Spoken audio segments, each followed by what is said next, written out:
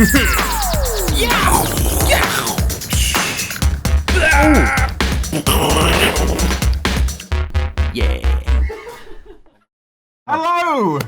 My God, we're back. Fucking hell. Homework returns after, how long is it we worked out? 2 hours? 2 hours? 2 hours. A mere 2 hours. Longer than 2 hours, because we've been trapped in the Matrix where time moves at a different speed. No, 2 years and 5 months, and we're finally returned. Now, I assume that some of you may have forgotten what homework's actually about, so one of these kind gentlemen will explain. Oh, I know.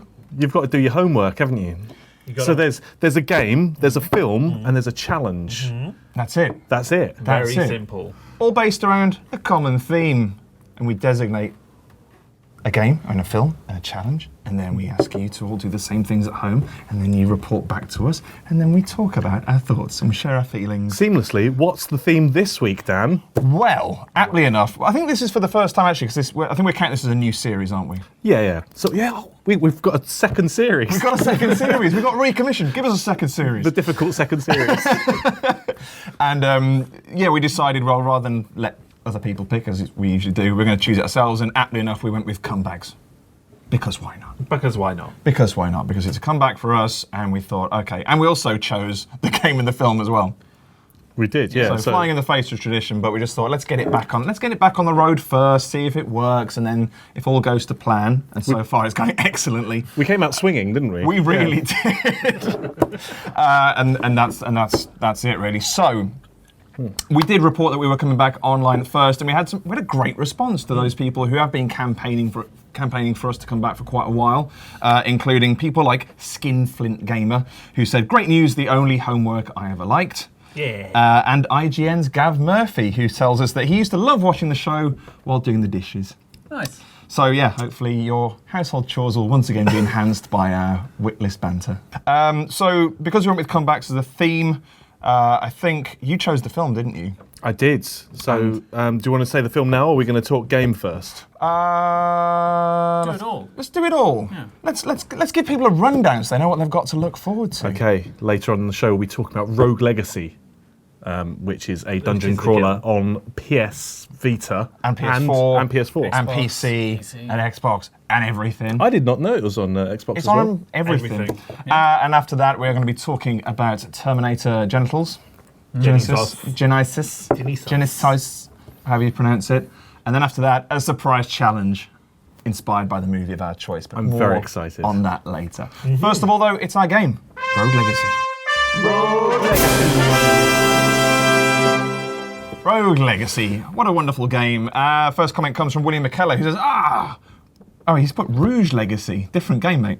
A game that was very quick to kick you in the plums, but had some funny characters to take the edge off, wanting to stop you throwing your controller away. Is that a fair summary of Rogue Legacy? Yeah, it's got a very difficult learning curve, isn't it? I don't know if the characters were funny.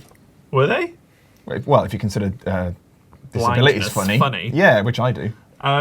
Yeah, I mean, it's pretty accurate. I really enjoyed that game. I thought it was really fun. I think it bored us sometimes on being a little too hard towards the end. The bosses. Nah. They're very hard. You finished it, didn't you? Yeah. Gareth, I'm like fifth playthrough. Why did you choose this one as... Oh wait, who chose the game? Dan chose the game. Why did you choose it as a comeback?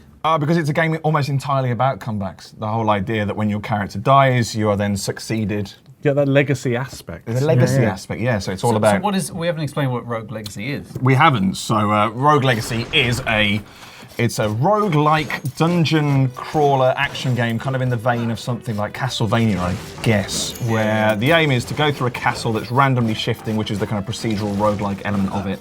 But every time you die, you're then succeeded by your heir. Your heir, yes. Your heir apparent. But your heir will have strengths and weaknesses, and can we be one of 4 classes, 5 classes? It expands. You start like a barbarian it? knight, and then later on you get like Hokage ninja style, so you can teleport and things like that. So and they're all fabulously balanced. So there's never one to really favour other. Fabulously balanced. Fabulously balanced. I love some of the traits. Amazing though. Like trait, colorblind is one. Nostalgic Vertigo. is another. Insane, Vertigo, insane's particularly. Is Vertigo the one that does the screen flip? Yeah. It's an absolute nightmare. It's quite, what was it, they call it a throw-up inducing. Yeah. And it really is. It's not an easy play, is it? Well, no. and how it is sort of older games, literally everything kills you. You're not safe from anything, and it just makes. I love that. Though. Yeah, I really liked it too. Like there's no wondering. Like, can that kill me? Yeah, it can. There's a couple of points where you jump into a room and you just fall all the way to spikes. Yeah. It's like, well, that's not fair. There's no bloody way out. Oh, that's the thing as well. To know every time that you start a new game or with a new air, the castle that you go into's design is totally different. You can choose to lock it down. Oh, you can lock it down as well. Yeah. But at a cost of, there's always a penalty for everything. Yeah. Everything's always, as William says, kicking you in the plums. Yeah. So, there's 4 main areas, 4 bosses. And what I like about this game versus, say, other roguelike games like Spelunky and Binding of Isaac is that you're not resetting every time you go back to the start. There is some degree of progress. So even though the castle's changing if you want it to, and you're playing a new character, traits of your character, or the traits of the character change, and all those other aspects change, you are still leveling up your character. Your heir inherits all your previous stats and your bonuses, and if you've defeated a boss, that boss stays defeated. Yeah. And there's definitely a reward for all of your hard work. Yeah. It's just that it's not instantly apparent. Like to the new user, I remember when I first played it, I did think that there's no way I'm getting into this game. Oh wait a minute, that's quite enjoyable. Oh no, I did enjoy doing that. Now I get it. Yeah, and breaking, like, because don't you have to wait a little while until you can unlock the feature of locking the castle? Yes. So. Yeah, and it's massively satisfying when you kill a whole bunch of things and you see at the end once you've died how many you've killed. And if you do really well, it just keeps going line. And it's really when you've had a good run. Yeah, when you've had a really good run. When you've had a good run. You can tell immediately when you first go in the castle if you're going to have a good run or not, really. So I think I played it on the PC and I recommended it to you guys, and then I think you got it on the Vita. Was it at Gamescom? Yeah. No, it was E3 because we bought our Vitas and then we played it. Is it massively different on the PC? No. It's exactly the same. But I just remember a time when you were both just sat in your rooms. Obviously, we're at E3. Pretty much. All these new games to check out and play. Well, you couldn't play them. That was the problem. That's the thing about E3 is you go and there's tons of amazing games, and then you go back to your hotel and you're like, I can't play any of that. Yeah. Rogue Legacy. But I'm like, I'm about 4th, 5th playthrough, because when you finish it, you go back with all your stats, but then the castle is twice as difficult. And it gets ridiculous. You're battling against things twice the size of what they usually are, and the whole screen is just full of chaos. Yeah. And also you can deliberately make it harder through some of the perks. If you feel like a challenge, you can say I can't remember one of the perks is, but it also means that you earn coins, and obviously earning coins is another thing. There's part of you is going, well, I might not go and fight a boss this run. I'm just going to go around and trounce as many basic enemies as possible to rack up the coins to get my stats up to then go back and then tackle a boss. So there's a whole level of strategy involved in making your way through the castle and deciding when you want to shift the castle back. It's perks, isn't it, that you add on? So like you can add on that you can jump multiple times versus whether double jumps, dash jumps, you can stack those as well. Is it runes? Yes. I want to say runes. Yeah, so there's, because of course you've got the blacksmith and the gypsy lady. But anyway, enough of that. Alex Moss says Rogue Legacy is a gem. From the moment I picked up my controller and ran through the door of that castle, I was blown away. The sprites are impeccable, the music is cracking, and the overall feeling of, oh shit, I'm in no way good enough at games to beat this fucking room is the inspiration to just get good. It's the Castlevania for the modern, I can only pay attention for 18 seconds generation, and that is a truly brilliant achievement. That's a really good summary. Yeah, it's a lot better than our rambling nonsense. Thanks, Alex. Rouge Legacy. Thanks, William. I'll go back and play Rouge Legacy. But funnily enough, when this came up, even though I decided to pick it myself, I was like, well, I better go back and play it a bit to remember how good it was. And the moment I sat down and picked it up, I was straight back into that. I had my level 30 character from a 3rd or 4th run through, and I was straight in there. Mention of the music there actually is something that I would like to change about it, because there's only one song. You can find a stereo around the level, jukebox, and it changes it. But after hours of playing it, I do sort of think there's a little different sometimes. But that's mainly what he said there. It's a bit like the guitar solo from Hotel California, but it never ends. It never ends. Just like the Hotel California, you can never leave. But yeah, there were certain aspects like that. I think the jukebox, once you discovered it, that should have been a feature that you could have forever been able to change the music aspects. I assume there's going to be a Rogue Legacy 2. Please let there be. Celador Games, make it happen. So much scope. There will be. Now, before we go into our film, I can't remember who said it, but somebody summed it up very nicely, and they said, if Rogue Legacy is the shit, this next film is shit. It's Terminator Genisys. Terminator Genitals. Terminator Genitals. Genitals. Sold. Done. Terminator Genisys. Very softly.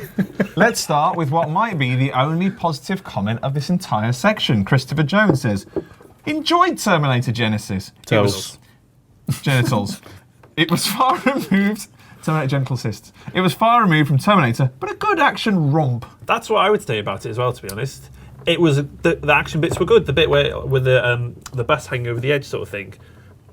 Bit Uncharted. I'm going to come to the action in a bit. I quite liked the action, but yeah, it got progressively worse. It started strongly, and then like the helicopter thing at the end. What the fuck? oh, was that was about? stupid when they're having the helicopter chase. Yeah. Skipping to the end. Sorry, My carry on. God. Let's not skip to the end. I thought the word romp was only used by tabloids for like a PG I like sex that word. description. Yeah, like They enjoyed a three-in-a-bed romp. And sizzle.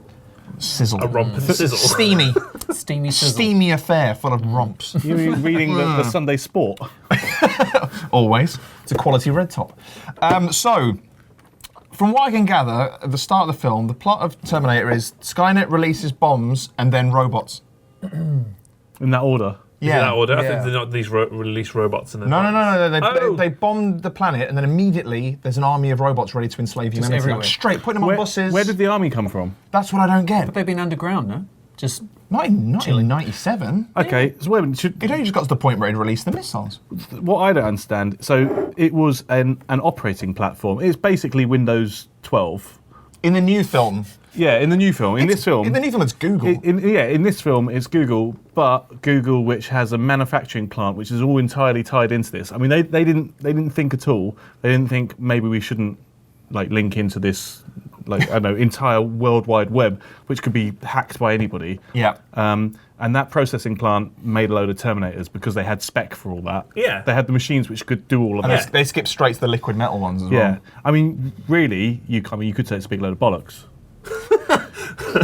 Right, that's the end of that section. Now for the challenge. It's a film riddled with problems. I mean, the start of it feels a bit like a glorified fan fiction, where someone's tried to tie in all the bits that made the previous films good, including the lines, including young Arnie, no Bill Paxton is a crime. The one thing that was quite cool is they took scenes from the other two films but replaced the characters. So there was like some of the scenes that had Arnie in it now have the liquid Terminator guy. Yeah. But they copied the scenes kind of verbatim, and it's a bit weird. It started out well though. Yeah, a mention of the liquid guy and the starting out well. I thought that whole sequence was actually really nice. He was a good version of the T-1000. Is it 1000? Yeah, T-1000. And also the way they dealt with him was actually, that was quite interesting. At least they didn't go down the same route they were expecting him, because of course we're still following a similar sort of timeline to Terminator 2. That was nice. It's a shame they didn't get Patrick. I quite like Robert Patrick. Robert Patrick. I quite like the way, and I quite like the solution to offing him as well. That sort of acid bath. Yeah, sorry, that's what I want about. It's just I thought that was a great scene. And then it sort of... What rating is this film? PG. Is it 12? I think it was a 12 because there is a fuck in there. What really about Terminator 2? When I was little, and when I watched that film for the first time, the bit where the T-1000 knifes the guy through the throat when he's on the phone. Yeah. I threw the milk carton. Oh, that Wolfie's dead. absolutely terrified me. Yeah. And I never felt like the T-1000 in this one was any threat. There wasn't much threat. Yeah, you're all. right. But you also didn't care about him as much as you cared about Robert Patrick. The only reason we know who Robert Patrick is because of the T-1000, right? Yeah. He was really intense, wasn't he? He had like, but the thing is, they had a chance to build who he was, whereas the T-1000 in this arrived, did his sort of mean look, and then got, This whole film, my whole issue with this movie is that it didn't care about telling a story. It just cared about being clever about time travel. Yeah. The whole way through, even up until the last like 10 minutes. It wasn't even that clever about it. No, though. that's the thing. It's like it started out really well. More like all of smug. the movies. About I don't know. It was quite smug because it had all these kind of self-referential lines in it and these moments. You kind of want to see that if you're going to do a reboot, right? But I loved how they crammed that in. It's not a reboot. That's the bit that bothers me because it's not a reboot, is it? It feels like a reboot. They're trying to, but what I don't get is they're so intent on changing every other cast member, and yet for some reason Arnie has to stay consistent. It plays fast and loose with that. So, and maybe that is one of the big problems we've seen. Like, so Terminator 3, Salvation, and this has seen so many sort of juggling cast members that it's almost, I just feel tired with the whole, with that storyline. You could almost certainly just follow a different storyline within that universe, and it'd be more engaging. Yeah. John Connor was like, you had Christian Bale, and now you've got this ugly guy. How have you gone that much of a step down? The casting was horrific. Who was Carl Reese? Jai Courtney. He was an absolute vacuum of personality. He is. He is. Before we bash the hell out of Jai Courtney, because he's so shit. Oh, good, because I've got a good line. I've got a good line from one of our viewers about Jai Courtney. Oh, okay. The thing I did like is how John Connor is raising him like his own son. That was quite nice. Okay. Like in the beginning. Basically, the first half an hour, 40 minutes of this movie were pretty cool. And you're like, oh, this could actually go somewhere. And then it just took a nosedive into shit. In a helicopter. Yeah. All right, a hunter-killer into shit. Let's hear what our viewers have to say about Jai Courtney. Chaz, is it Chaz Chasm or Chaz Chasm? I want to call him Chaz Chasm. I'm in the Chasm camp. I like Chasm. The camp is spelled C-H-A-M. Chaz Chisholm? Chaz Chisholm. Chaz Chisholm. Chaz Chisholm says of Terminator Genitals, bad fan fiction, needlessly overcomplicated time travel plot that tries to remake parts of the Terminator. Jai Courtney as Reese had the physicality of the Terminator, but lacked the wildness and sensitivity of Michael Biehn. He probably would have been better cast as a younger Terminator, I think. Michael Bihn's not like a big guy. No, That's he's what's not. so amazing about it, because he's just like got this coat No, he's a on and wiry guy and he's like scrappy, Yeah. and then you got Jai Courtney who's like, ugh. he can handle anything. Again, but it's this the way that all Hollywood seems to go at the moment, which is they just don't accept average-looking scrappers. But No. John Connor now is the most average. But he's a weird. You know, you're right. Actually, he was good, but good in the sense that looks average. But there's just something about him which he's just poorly cast for that. I didn't care about him. Everyone at was all. poorly cast. Everyone was It a bit too terrible. clean cut. Emilia Clarke, Is it a Khaleesi? lovely as she is, Khaleesi, yeah, I didn't like her. No, but she's no Linda Hamilton. She's not at all. Of course she's She not. has the face of a 12-year-old. She had the most personality though of everyone. And it makes She had the fringe though.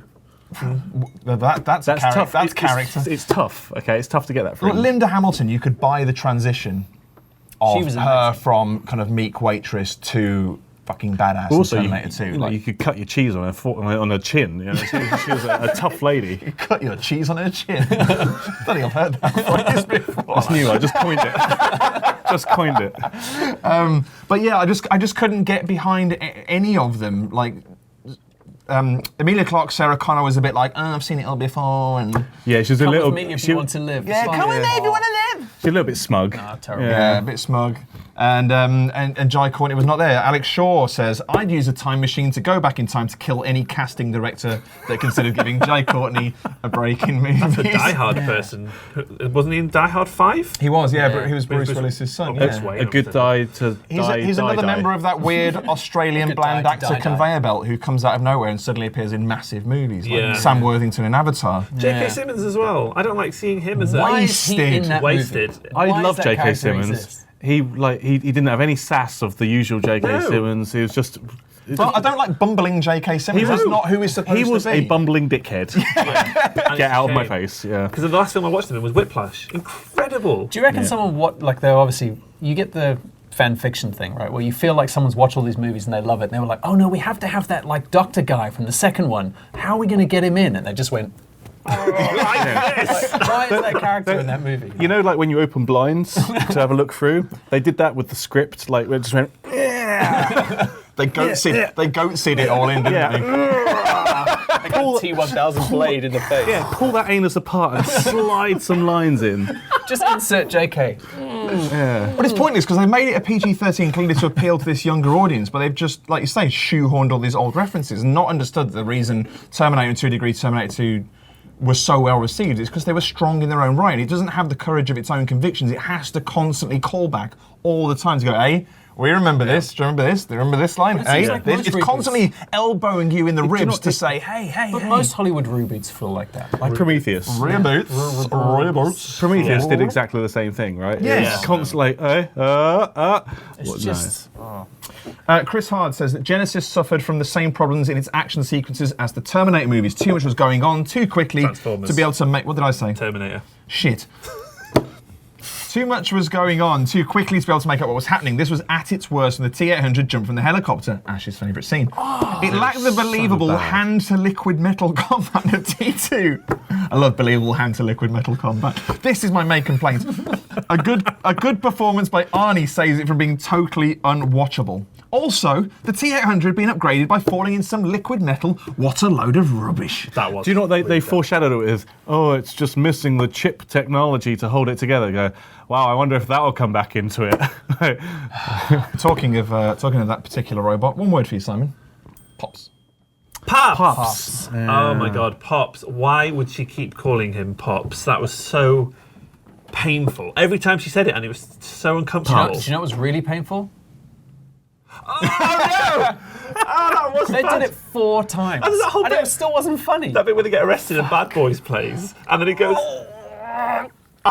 Did so you think? cringy. Did you think like were there 2 directors fighting over like, hey, I'm a comedy director. Who directed this film? We don't know. We don't know. I didn't look it up because I wanted to know if anybody could tell Alan me Smithy. offhand. Alan It's a Smithy, proper yeah. Alan Jai Smithy, Courtney. isn't Jai Courtney's. it? True. Guys, just Jai Courtney's mum. Hey guys. Great job. Yeah, none of the key cast, none of the 3 key core members are actually American either. So Amelia Clark's British, Jai Courtney's Australian. They're all struggling with their And American then accents. Doctor as well. Who. Yeah. And Doctor Who, talking of wasted, Why? total lack of foreshadowing again. They fucking Resident Evil'd that. They Resident Evil Skynet. They turned him into the Red Queen, didn't they? They're kind of evolving. I'm just a little boy who doesn't know what to do. Oh, I'm Skynet. Oh shit. Yeah. Now I'm Skynet. My computer balls are dropped. Why would a computer program choose to be a little child? Why? Why would it choose to then skip forward 2 days to 15 minutes instead of just going for it? Well, there was also enough time in the start to kind of foreshadow the fact that Matt Smith's character was going to betray them. But all they did was when Jai Courtney stood in the machine, they suddenly cut to, oh look, there's that familiar actor in the background, and then he appeared for like all of 2 seconds. Oh shit, Matt Smith was the bad guy all along. You're right though. At the end, where the countdown's going down, it's like I'm self-aware enough to be able to speed it up, but not speed up to the point where I could stop things. No, but that was my point. It's like, why is the timer speeding up? Because there's only about 15 minutes of the movie left, and for some reason we've left it at 4 hours. It's like, you didn't even need to explain that. You could have just had it at 15 minutes. That wouldn't have even needed to have been a plot point. It's evolved. Oh, it's evolved again. Like, what? Having a face for Skynet in this film is kind of like having the Force being caused by midichlorians. Like, Yeah, you absolutely. You No. don't need it to have a personality. You don't need a reason. It's a just this machine. omnipresent evil Yeah. Skynet. They're That's what's so going back brilliant and about it. ruining an already great. I'm actually now detracting like how much I appreciate Terminator and Terminator 2. Like I don't know. I hate it now. No, I don't know. Toot stands alone. It's like on a pedestal up here. The thing, it's not a bad film. Not that you can tell by what we're talking about, but like it's just boring. it is. It's so boring. I think that makes it a bad film, though. The fact that it's a boring Terminator film, and they shove so much action into it. My favourite scene being the MRI machine of death, which I never knew MRI machines had dials. Full power. Yeah, it's like, oh no, he's getting away from this MRI machine. Let's switch it up to MRI maximum. I'm going to scan the head. Okay, yeah, a little bit more power. Now I can see through the head and through the machine. Center of the Earth. Earth's core. That effect was cool though when he was walking away from it and it was leaving. Very nice. That was actually really nice really graphics. cool. I did like the one-upmanship on the, okay, there's liquid metal Terminator, how do we make it even more kind of unkillable, unstoppable? That was kind of well thought out. Yeah. So he was basically the inside of an Etch-a-Sketch, wasn't he? He just had to shake himself and he was reset. Yeah, exactly. Shake it off. But there are also just these kind of leaps of faith where he's trapped in the MRI machine. They just go, he's not going to last long in that. How the fuck do you know? That MRI machine could have just gone on forever. He could have just been trapped until they figured out a way to deal with it, but no. In the future, Arnie had actually used an MRI machine as a mass weapon against them. It's like, Actually, speaking of which, who sent back the friendly Arnie? still don't know. Like, I think that's what we're going to find out in the next film. That will never happen, because I won't watch that. there is a post-credit scene. oh right. I don't know if you saw it I in the saw that, mid-credits. Oh, no, I instantly where turned it off. Skynet is still alive and there's a red glowing Of course orb there is. mass thing. Well, also, I thought they were going to end it where you thought Arnie was dead. Like, I didn't think they were going to come back quite so. I thought it was going to be like, that was it. They next film, how can we bring him back? They didn't even He's in have the the liquid. They didn't even have the courage in their convictions to go T2 and actually have a little sad ending. He had to be resurrected and as we all know, That's amazing. liquid metal upgrades a Terminator now. Of course. And Just of a course- single drop in the eye, back to life. And what would an upgraded? What's the first thing an upgraded Terminator that can shapeshift do? It would retain the exact same aged form that it had. Actually, But at the very least, it cleared its robo-arthritis, which is good. The effects in this movie were pretty decent. They were young good. Arnie was good. Like, that was Young pretty Arnie, I've got to say, the precedent for actors being younger at the moment is excellent. Michael Douglas in Ant-Man, Michael Douglas in Ant-Man, and young Arnie in this were both fucking phenomenal. Solid. And I think what they should do, if they reboot it, is have a completely CG young Arnie looking fucking badass like he did in '84. But you know, not saying they anything. said they can only have it for a certain period of the film because the budget for making young Arnie is so big. Oh, and that's so obvious because when he comes back, like in slightly towards the start of the film, he immediately blows blown off up, all of his flesh. And they don't have to animate him anymore. It's like Didn't think about that. budgetary considerations. They totally did, didn't they? Okay, so we have touched on the end film, what happens after Terminator Genisys, and we're about to find out. It's time for the challenge. Now, there's a post-credit scene in Terminator Genisys which rather presumptuously decides there's going to be a follow-up to Terminator Genisys. Fortunately, Terminator Genisys did fucking balls at the box office, and there probably isn't going to be another one, except in China where they have no taste. Official. China. I love China. So it's like there's never going to be a follow-up to Terminator Genisys, and all that promise of Liquid Arnie probably won't happen. So I thought, why not devise our own sequel to Terminator Genisys that we can pitch to the Hollywood moguls and get lots of money for being a Hollywood script writer man. I won't get that job. We've kind of decided who's going to go in what order. We've got these 30-second pitches, which we think we're going to animate for your pleasure. Let's animate them for your pleasure. Just so you can see what these amazing concepts might look like on a giant 100-foot screen like IMAX. Okay, so first of all, Simon's pitch. In the sixth movie, Terminator has now broken the multiverse with this franchise-mashing, money-grabbing, shitfest Terminator Who Gives a Shit. Increasingly uglier and older John Connor, now played by Matthew Perry, wakes up in the future after not dying at the end of Genisys, where Skynet forces John, the Transformers, Ultron, Wall-E, Bender, Chappie, and Johnny Five all to fight to the death in some sort of Hunger Games or something to see who can jump the shark first. Who can jump the shark first? Dun, dun, dun, dun, dun. I'd watch that. That's Terminator Who Gives a Shit. Is shit spelled S-H-Y-T? It is now. Excellent. Terminator shit. This is Ashley Denton. this is a total step down from that, which I actually really, really like. Okay, so this has a bit of a preamble. Okay. So, do you remember Nightmare on Elm Street series? They got to like the 6th one, 7th one, whatever, and then they made New Nightmare. Ah, yes, the self-referential one. Amazing. I want that to happen with Terminator. So I want it to start in like, when did the second one get made? Like 98 something? Yeah, something like that. So I want like James Cameron to be like, that was a great film that I just made. And he's like walking up the set. Next thing I'm going to do is make a movie about blue people. But he walks off set, goes home, and then it turns out the Terminator in real life is actually coming for him because no one wants any more shitty Terminator films because no one is ever going to be able to top Terminator 2. So then they come after everyone, like him, Linda Hamilton, the Furlongy... Edward Furlong? Yeah, the long Edward Furlong. Yeah. Whatever. Furry Edward. Neat. But then it turns out, first person he comes after is Robert Patrick. And he gets taken out first. And it's James Cameron who survives and still ends up making like Titanic and everything else. Do we find out who builds the Terminator? No, it's just from the future. Because unlike fucking genitals, you don't have to say who Skynet is. It's fine. It's just an evil force from the future. Yeah. The end. Good luck animating that. Also, there's an entire army of robot octopus. With lasers. Yeah, Unicorns. of course. Unicorn riding lasers, yeah. Yeah, So do you have a title for that particular I do. shitfest? It's called Terminator: Reality, except all the vowels are dropped out of it. Rult. Rulter. Oh, Rulty.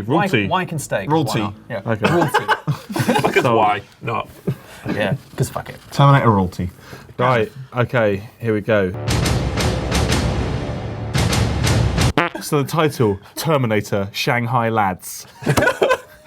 So, after the film's huge commercial Sold. success Take my money. in the Asian market, Terminator, Khaleesi and Dave Boring actor conveniently go on a post-world saving holiday to China, only to find the land of the rising sun has its own version of Skynet. going online, which looks remarkably similar to Facebook Messenger. Kyle Reese has developed an interesting new quirk where every time he fires a gun, he has to shout "bang." And Sarah Connor's developed a debilitating fear of all technology, including calculators, watches, petrol pumps, you name it. Brett Ratner is on hand on directing duties to ensure wisecracks, explosions, and racial stereotypes as Terminator fights an army of Ninja Terminator triads across the rooftops of those Chinese across those Chinese-looking buildings. In the land of the rising sun. The ending is a 5-minute explosion whilst Arnie narrates his favourite catchphrases. Get to the chopper! Tell me that's not a winner. Terminator Generation. Shanghai lads. Terminator Shanghai lads. It comes from Shanghai Net. Oh, for fuck's sake, I missed the trick there. Sorry. I lost it now. Shanghai Net. Is it mine? Yeah. Okay, mine is called Terminate Sixer. So the last O is replaced with the 6 because it's the 6. Terminate Sixer, love machine. You massive wanker. You were basically fan-tastic. Terminate Sixer, love machine. With Sarah, Kyle, Pops, and an infant John all shacked up together enjoying family life, Pops realises that his feelings for Sarah are more than paternal. Using his newfound shape-shifting abilities, he reinvents himself as the Ryan Goslingator in a bid to win Sarah's heart, and a hilarious love triangle ensues. Expect winning callback lines like, "Give me your bra, your panties, and your boobs, and I'll be black," when he shapeshifts into a surprise Don Cheadle cameo. Meanwhile, Skynet discovers traces of John Connorbot and realises there's only enough material left to create a tiny Terminator, played by Peter Dinklage or Vern Troyer. He infiltrates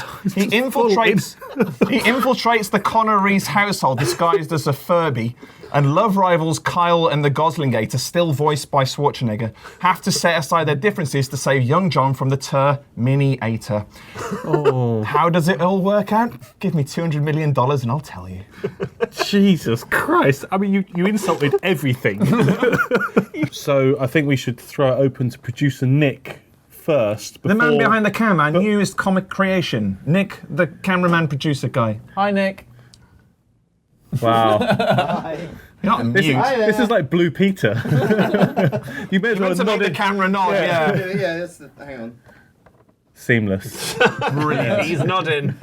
All you can see from that is how the camera isn't mounted level. I also totally get all these references. This is relevant to my interests. Nick, what did you prefer? Can I be heard? I can't hear myself. Oh yeah, I can. I've got this. Just shout it loud enough. I think Simon's, because of the hate that went into it. Maybe that's what the franchise needs, a fresh injection of hatred and vitriol. Yeah! Nice. So you think there's been too much reverence so far in these sequels? Like, you need someone who fucking hates Terminator. Like, fucking hates Terminator to do it. Yeah. So Terminator. Excellent. Well, gives a shit. But we will open it up to the general public, the viewers, the audience. No. Because that way we can shape next week. Mm-hmm. And I don't know how. How will we shape next week? Well, I imagine there'll be some feedback via a Facebook page or maybe through a Twitter hashtag. I don't know. Well, hashtag's a good idea. Hashtag homework. No, hashtag don't care about next week's show. Hashtag Terminator. Hashtag who gives a Terminator. shit. Yeah. Terminator. Terminator. Right. Quite long. But who knows when we'll be back? Will it be 2 weeks? Will it be 2 years? Will we all be killed in a robot attack because they've travelled back from the future because they discovered that homework is pivotal in the human insurrection of 2147? Who knows? Bloody knows. All I know is that we will try and be back with another show. If you enjoyed this one, if you thought it was a bag of bollocks, we won't bother anymore. But I think it went quite well. I thought it was quite good. And I remember that when we were going to try and come back ages and ages and ages ago, the theme we were going to do then was party. And I would quite like to do party again. Yes. So, the next theme for the next homework is party. We want anything related to the theme, the word, phrase, party, be that a game, a film, and a challenge. Political organisation. No. No. What about Animal House as the film? I'm getting sick of this new character already. He's rubbish. But yeah, feel free to tweet them all to us at our explosive Alan address, explosive_Alan, or to me at Mr. Pointyhead, or to. All the Twitter handles are here, so we can boost those Twitter follower ratings. Look at him with this presumptuous. Oh, lower. Are you minority reporting our lower thirds? That's definitely, I'm totally going to use that. That's definitely going to happen. Do that, or obviously on our Facebook page. Actually, no, you're going to do it. The Explosive Alan Productions Facebook page. It's been a lot of fun to do homework again after all this time, and we hope we can keep doing it again. But on this occasion, thank you so much for watching, and we'll see you next time. Bye. Bam, bam, bam, bam. Bye bye bye bye bye. Bam, bam. Did you sing your own outro? Yes. Bye. Bye. It was nice. Cool.